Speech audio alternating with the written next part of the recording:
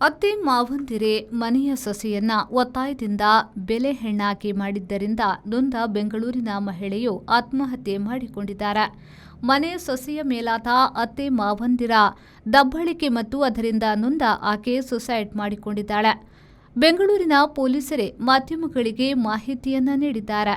ಈ ಘಟನೆ ಬೀದರ್ ಜಿಲ್ಲೆಯ ಬಸವ ಕಲ್ಯಾಣದಲ್ಲಿ ನಡೆದಿದೆ.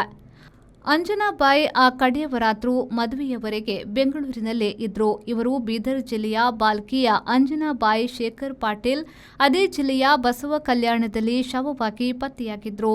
ಆಕೆ ಮದುವೆಯಾಗಿದ್ದ ಶೇಖರ್ ಪಾಟೀಲ್ ಬಸವ ಕಲ್ಯಾಣದವರು.